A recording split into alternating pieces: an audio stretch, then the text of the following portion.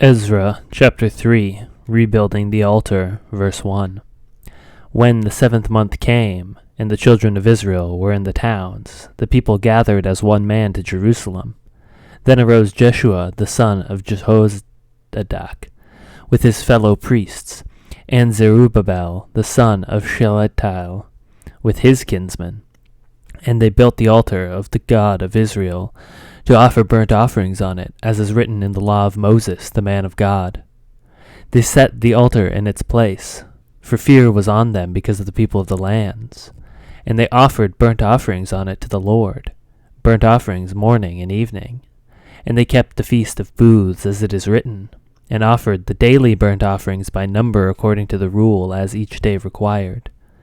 And after that the regular burnt offerings, the offerings at the new moon, and on all the appointed feasts of the Lord, and the offerings of everyone who made a freewill offering to the Lord.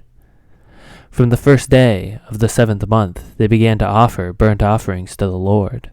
But the foundation of the temple of the Lord was not yet laid.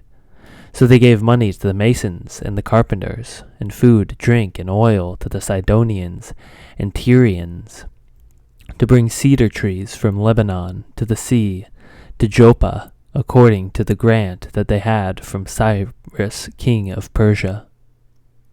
Rebuilding the temple, verse 8. Now, in the 2nd year after their coming to the house of God at Jerusalem, in the 2nd month, Zerubbabel the son of Shealtiel and Jeshua the son of Jehozadak made a beginning together with the rest of their kinsmen, the priests and the Levites and all who had come to Jerusalem from the captivity. They appointed the Levites from 20 years old and upward to supervise the work of the house of the Lord. And Jeshua with his son and his brothers, and Kadmiel and his sons, the sons of Judah together, supervised the workmen in the house of God, along with the sons of Henadadad, and the Levites, their sons and brothers.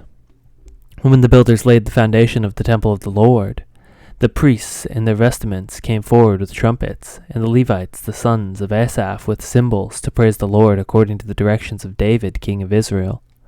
And they sang responsively, praising and giving thanks to the Lord.